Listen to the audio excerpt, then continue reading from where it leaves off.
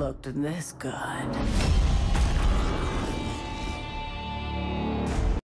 Before the break, we talked a lot about what being down 0-2 and even losing to Superstars would mean to Tempo Storm. But now I want to talk about the other side. Superstars has accepted the challenge. Challenge accepted. Lag Force will take out Tempo Storm at least in 2 games, which means they climb back over Lag Force. But a victory over Tempo Storm, that is a completely different tale. They sort of were on this, it felt like their fate was kind of out of their hands. Oh yeah. Because Lag Force can still beat even in death. And when we look at the matches, in general, we're looking at the matches between all of those 3 teams. Taking out Tempo Storm now forces Lag Force to be even in death, and it still comes down to games.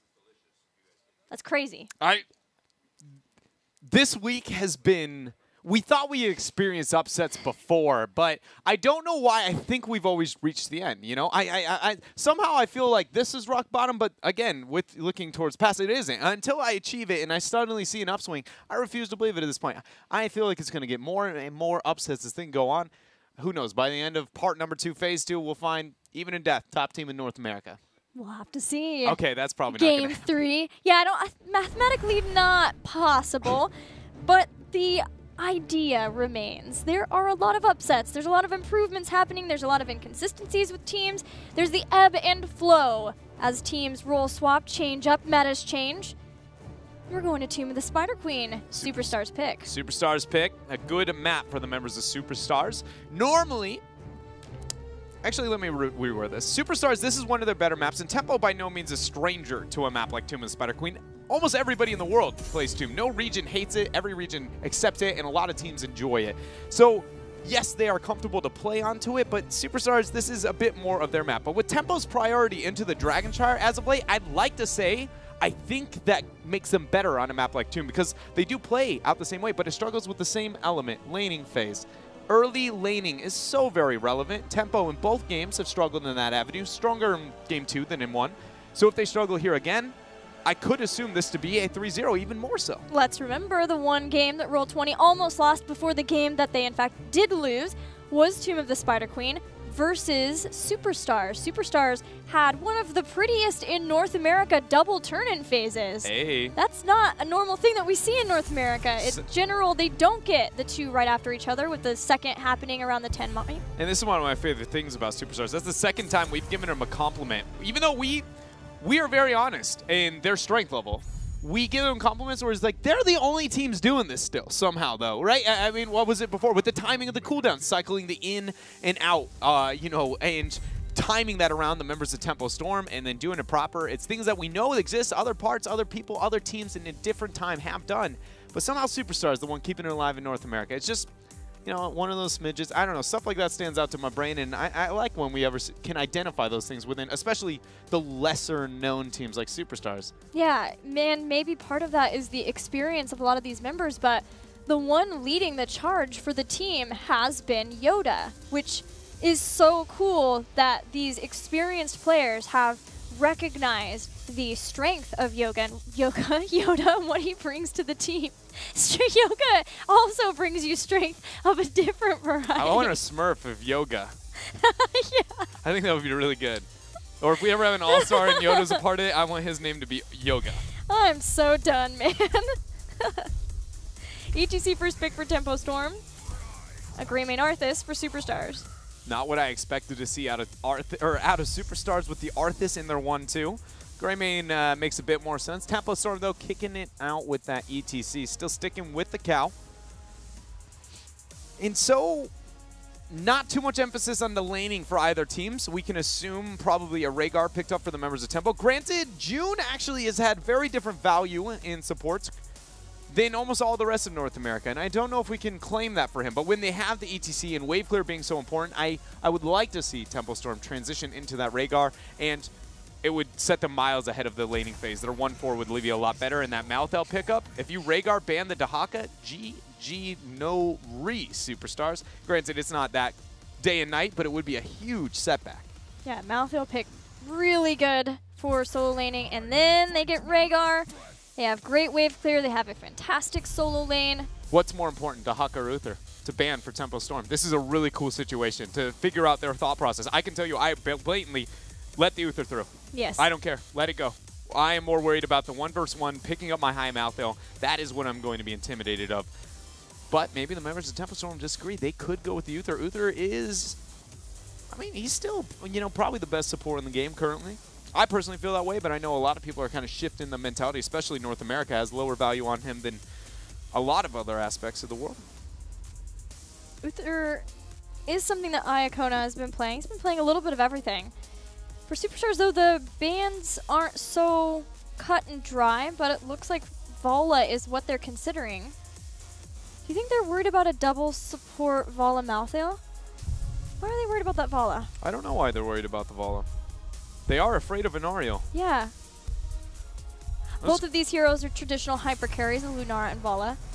For an Ariel to go along with the double support. We're having the not casting conversation where it's like, yeah, what are they thinking? And you're just assuming everybody's picking up on the 5 things that you're already past. So now Tempo, back to the problem. To Uther, to Dahaka, somehow I feel like because I was willing to so confidently throw those 2 out that they're going to prove me wrong and go with, you know, the old third, whatever one that's going to be. Lunara ban maybe lends more toward Superstars want to get Uther. That's a good point. So then suddenly the Uther ban is more incentivized. But if that was the intent for Superstars to ban a Lunara, to make the Uther ban, or the Uther pick seem better, which makes the Uther ban seem better, just so they can have a laning matchup that is not trash, I am so down. I would not put it past them. They get it. And now do they just snap Dahaka? Because if so, that might have been what we saw just unfold. And that was pretty neat. I want to know who the mastermind was. I haven't seen a play like that in a hot minute. Not immediate. Nah, they're wearing it out. I think, okay, so we can assume Dahaka and what? I don't think your support needs a pick, but I kind of like the idea of going into the support gear. You don't want to go with an AoE healer because obviously Malthael's reduction is a little bit too much. Lucio stands out, but if you go Lucio, you want that cross support. Medivh is still available. Hey, I wouldn't mind a Medivh Lucio either. I actually synergize with Greymane Arthas. Why have I not even thought about that? Holy cow. And then the last pick, Medivh. Lucio Stitches. Not Dahaka. Arthas will be up against Malthael. Stitches returns. You've got Arthas as a follow-up for hooks and Greymane damage. Is this going to be the new take on the milk carton? Not only Stitches and Medivh, Stitch, but Medivh, Lucio speeding people away, so you're like, oh man. I just think that they might lack damage. They're too cheesy at that point. I feel like if they go with the last pick Medivh now. I'm actually really scared for Superstars. I feel like with the momentum they've been riding, the draft's been clever, things have been going down. But if that last pick goes into Medivh, yeah, they do have a lot of big plays, and they could get away with it. You guys know my thoughts on Medivh. He can win a game on his own if he plays everything perfect. But assuming there is no mistake, I do feel like they're too hook, gorge, portal-centric to really get away with it. I may be wrong, but we're about to find out. Tempo's still got the last 2. They take away the Medivh, not even letting it go through. Gul'dan to help with their wave clear, so now a really dominant 1-4. They have the ETC. I mean, they're legitimately stealing 3/4 of the 4-man of last game of Superstars. Add a Medivh on top of it to cut down travel time. That does put Tempo Storm False set. 5 very long cooldown heroic abilities. They are very cooldown dependent in heroics. And False set's really good with that. What hero are you wanting? I can't tell. So there's this weird animal, okay, and it's a bird. Not an animal. It's a parrot, and there's a guy on top of it. I learned today there's a guy on top.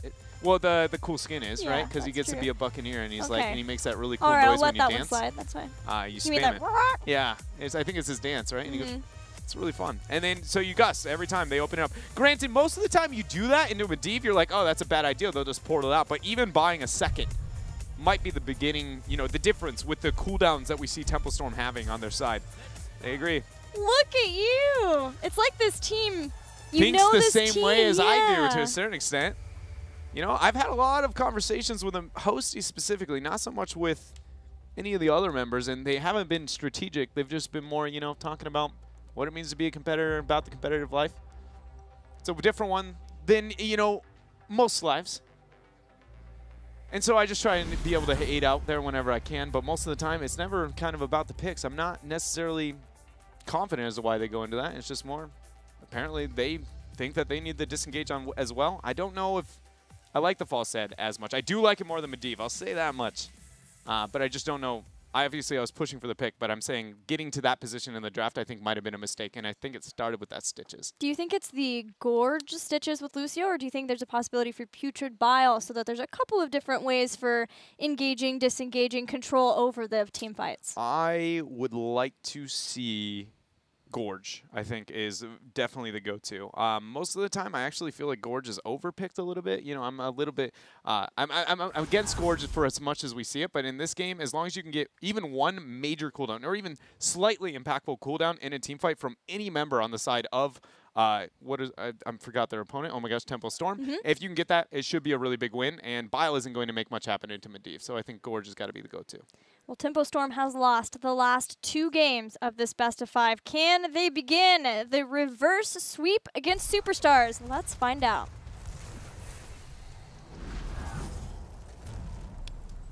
Can they do it? Already, we see slight different change up there. Not too much, though. The Stitches focusing a bit more defensive as he moves into his Dampen Magic. I saw this earlier today. Yeah, Dampen Magic and WW still.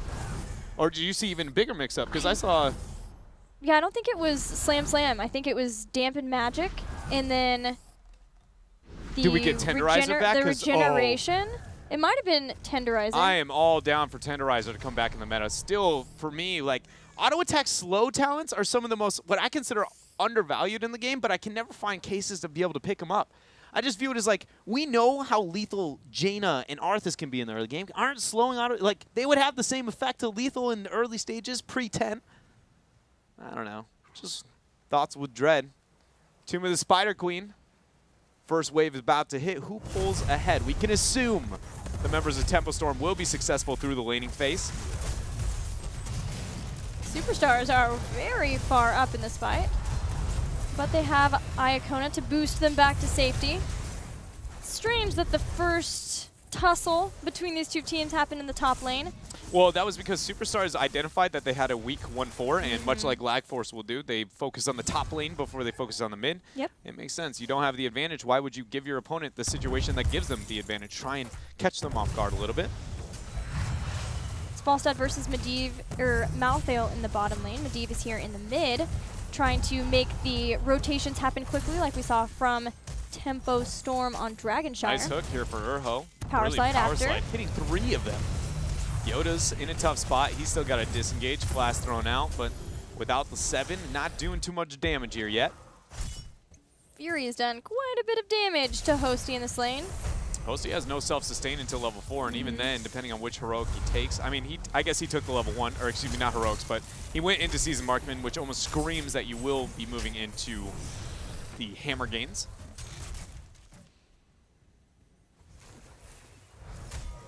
Here we go, just back and forth between the mid and top. Actually, a bit more emphasis on the bottom for the members of Superstars. This is really smart of Superstars to do this. Once they start accepting the fact that the laning phase is not going to work out for them, much like you did for the first wave, why stop with that one and be predictable for the rest of it? You should be constantly unpredictable, so the rotations of Tempo Storm become overly predictable. What I mean by that is forcing between mid-top to where you can capitalize on bottom, or they match you, and that means that they are responding to you even though they have better wave clear, and that, ladies and gentlemen, is called a win.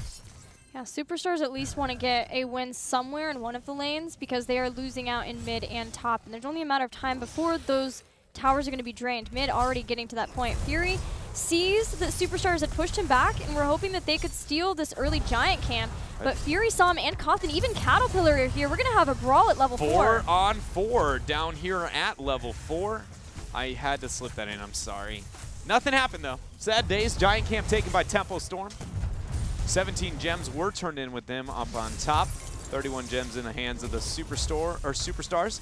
But we talked about Superstars being the only team, not the only team, but one of the few teams in NA that seems to be totally accepting of the idea of the double turn-in, which means they would be okay with Tempo Storm forcing this first turn-in. Just stop the bleeding, cut the losses of the Web Weaver phase, minimize damage, and then double stack those turn-ins, get their heroics, and really open up the map for themselves. Yeah, it would be pretty early. No towers really have been taken out, but there are drained towers in the mid, so it might be a place where Tempo Storm can open up some of the forts and try to get the experience advantage, but that early on would be very early. You would not be able to get a secondary turn-in right away, even having a hope of getting heroic abilities before, so you can push your opponents back from the turn-ins. Hook lands on a June, Portal laid down, Force of Will, and Medivh doing what he does best, saying nigh.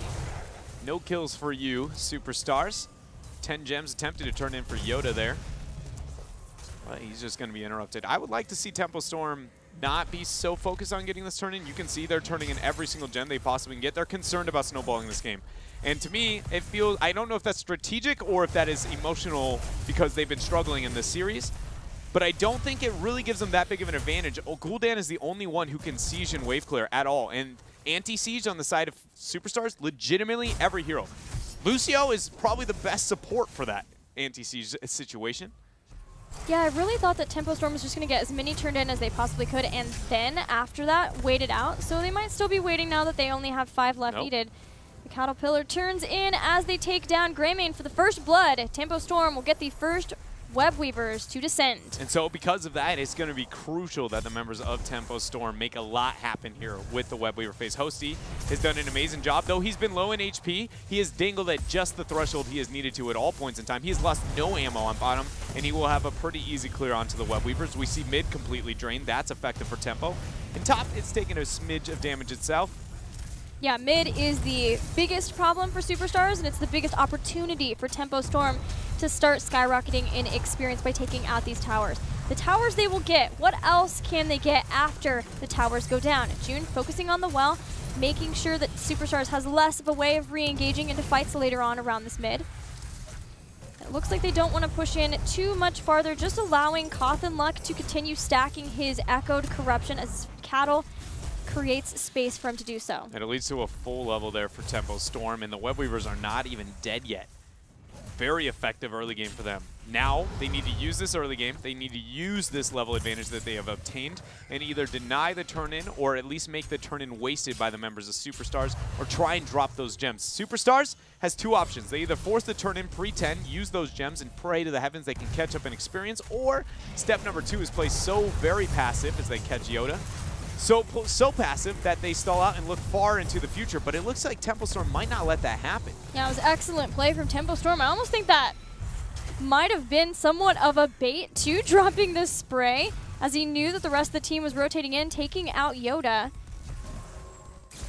Tempo Storm do not have enough gems for a immediate secondary turn-in with their heroic abilities. They need 20 still, but with heroic abilities and taking out Greymane, they're just fine to siege without.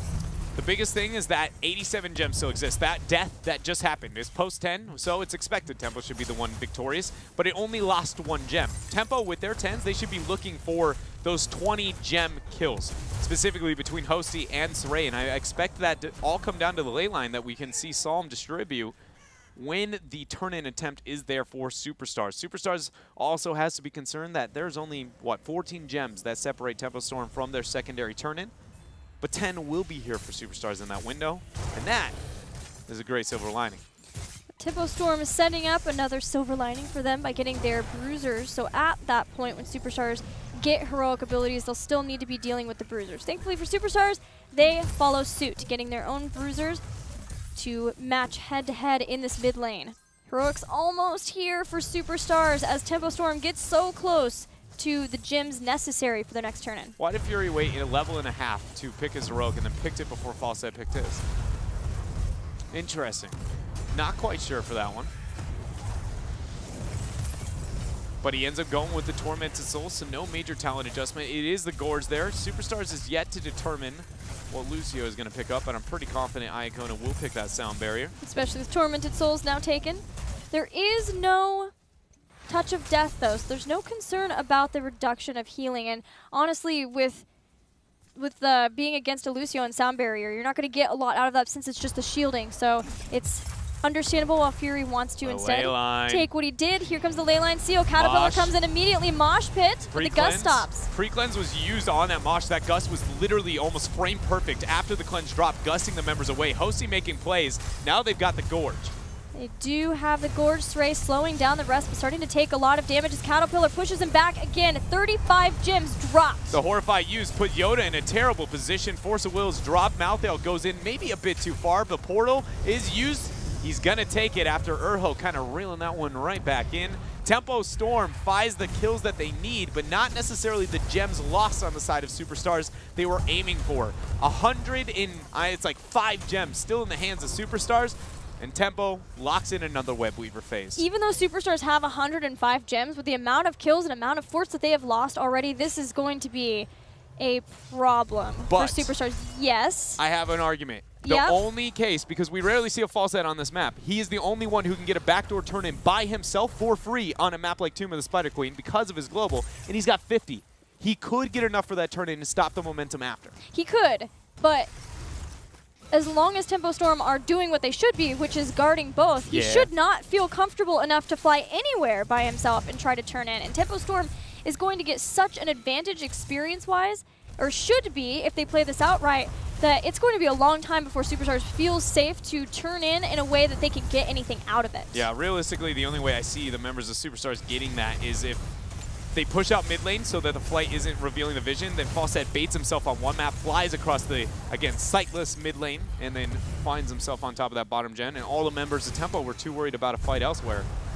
Tempo is worried about a fight somewhere, and it's here up on top with that 13 still out of reach. Gorge used for Urho. He's going to scoot away with Iacona and friends. The problem is it's Caterpillar. He just power slides back every single time. Horrify doesn't hit anybody. That's the first good news of this fight for Superstars. Posey continues the barrel roll right through. That's a much better hook target. And now they're got a man down. Tempo Storm's a full Blast. retreat. Brilliant cleanse from June. Power slide away. Falset doesn't have flight, or at least a gust to push them all back. Can they make this happen? They've still got the speed from Lucio, but a portal stops. Flask. We have another hook. Heals Yes, enough. June, it's caught from June, but he goes into Ghost Wolf form. Flask does a ton of damage to both June and Caterpillar, but Tempo Storm stopped the casualties at 1. More importantly than anything here, though, is Superstars got the one phase, and they have 112 gems.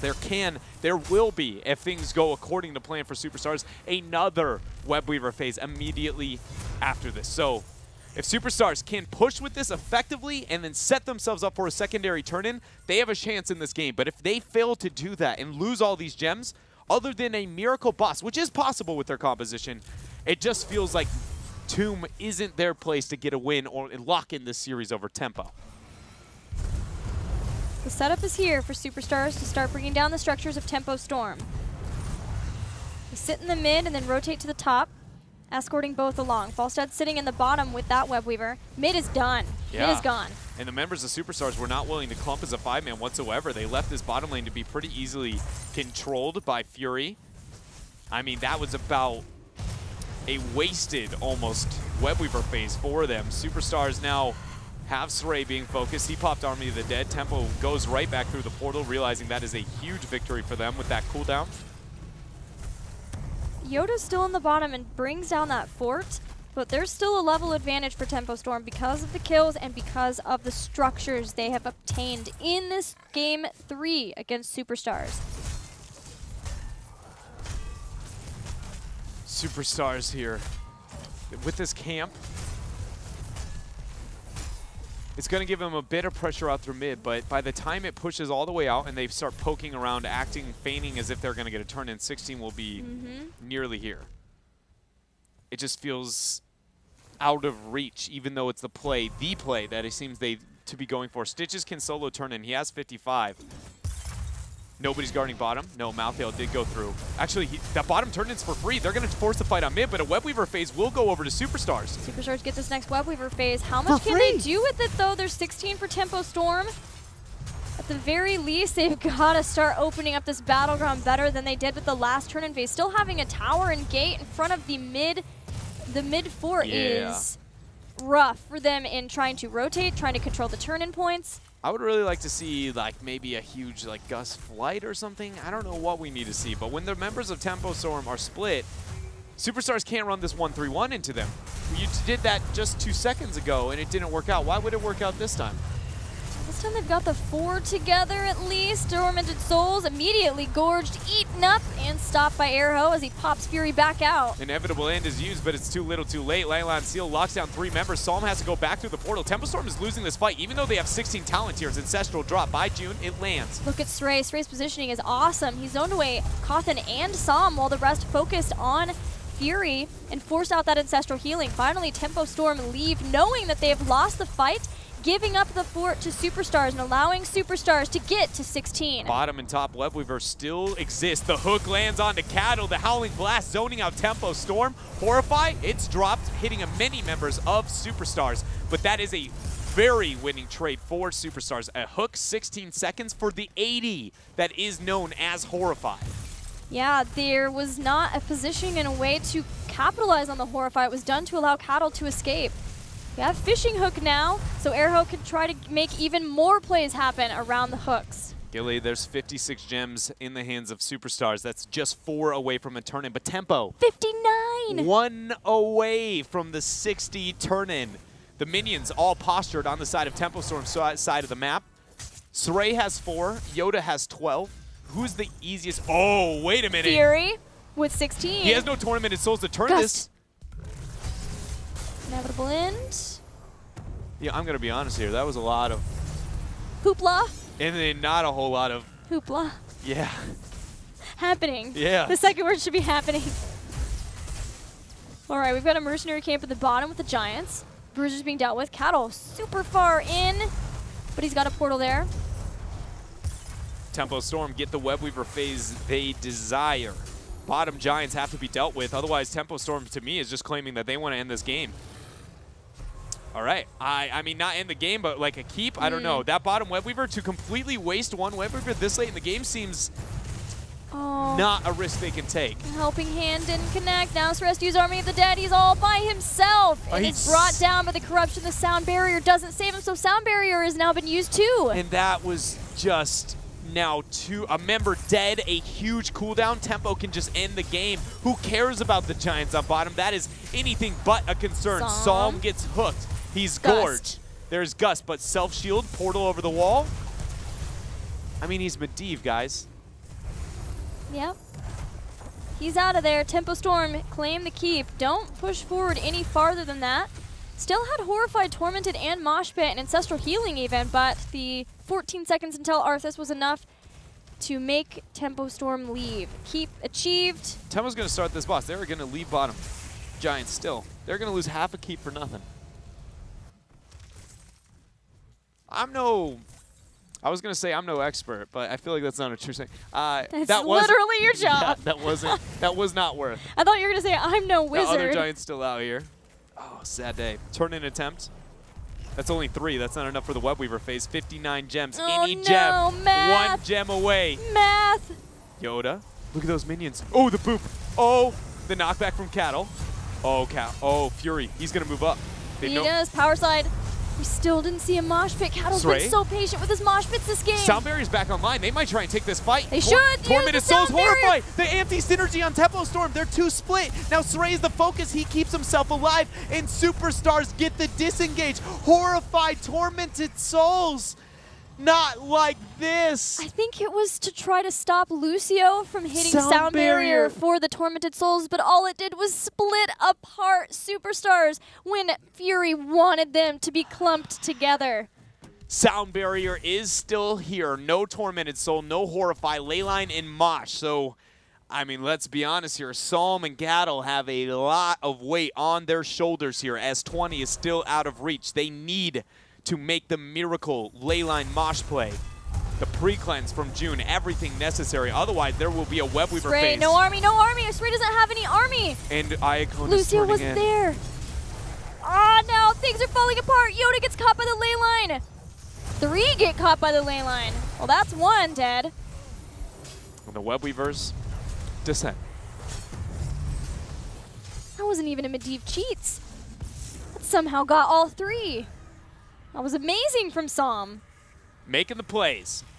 And now, with 2 members dead on the side of Superstars, this is going to be free clear for Tempo Storm. Indeed it is. They are totally fine with this Webweaver phase. That is a waste of 60 gems. Tempo is not nearing their next turn-in. They are rounding about 30 by the end of this phase. So boss, now that's got to be the focus point for the two teams. 20 is achieved for Tempo. That is obviously an amazing thing. ETC is about one of the most terrifying heroes in the entire game when it comes to 20s. Boss also horrifies about one of the most terrifying boss control spells in the game, and so is Leyline Seal. I would like to say Superstars has got a chance with the Gust, but it does feel like it's more of a miracle than it is a play. Man, if only they had 20, then they could get Hungry Stitches. That might be a possibility, but they are a far cry from 20. They're going to use the fishing hook as a Hail Mary.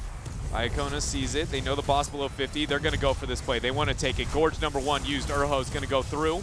Cattle's under a lot of pressure. Horrifying really whips. low. Look at the He army. goes down. He's dead. They have a chance. That's the mosh pit. That's the boss control. Now they all go back to the boss. Leyline catches one, but Yoda's still there. Yoda's on the point. Fury jumps on with his Wraith Strike. Stray now catching June. They have to get out. Falstad is down. And they but killed the him. boss. They killed the Cattle.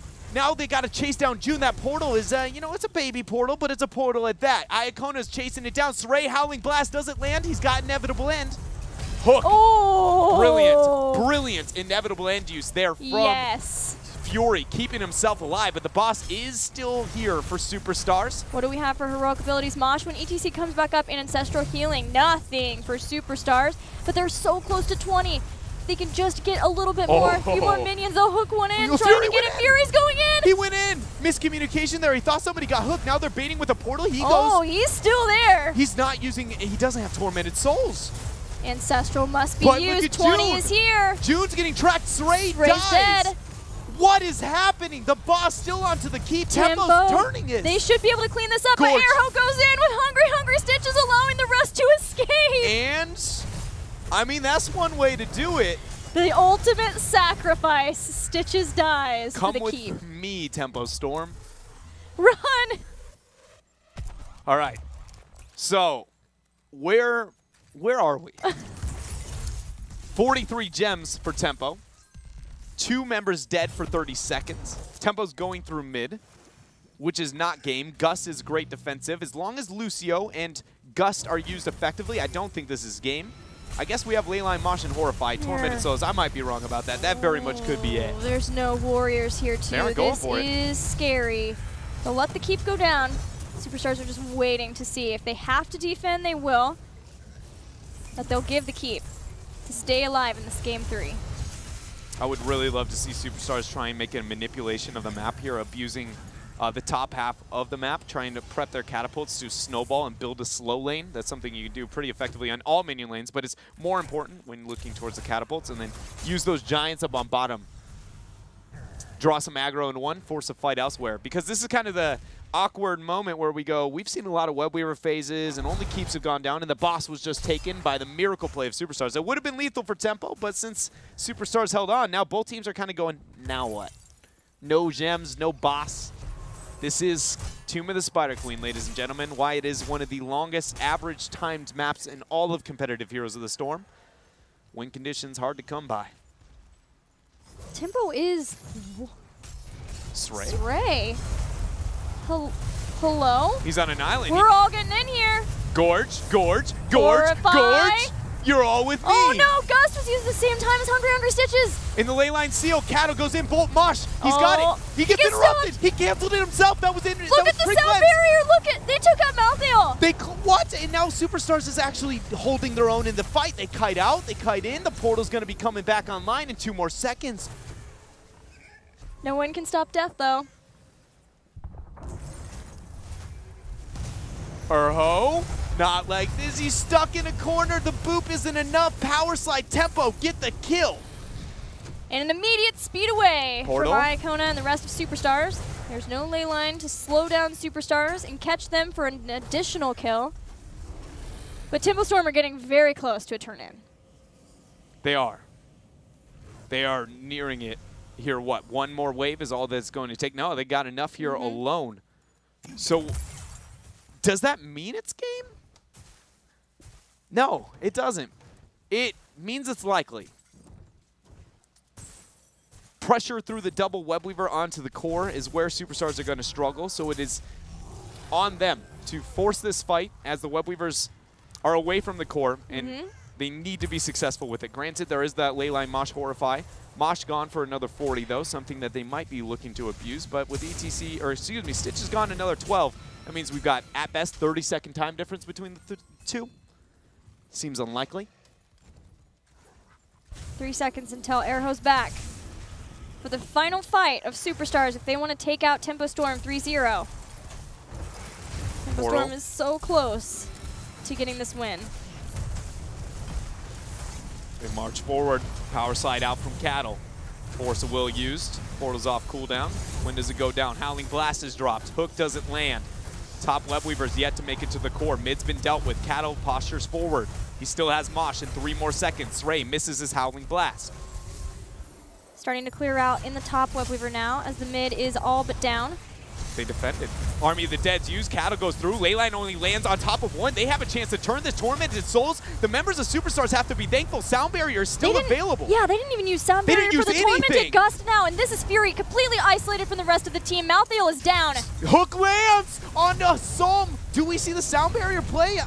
They're yet to go in. Now the Mosh Pit hits. The pre-cleanse used. Hosty didn't have Gust. Nothing to stop him. Cawthon just obliterated him. Now Lucio has been taken out. Stitches falls. Falstad falls. There's 3 members down for Superstars, and Tempo Storm are sitting on the core. Cattle making the play, getting the turn here on to Superstars, and set Tempo up to be able to end this game. The Catapults have made it all the way through. It's been a long and drawn-out battle, but they have done it. Tempo moves on to game number 4 and sets this series 1-2-2.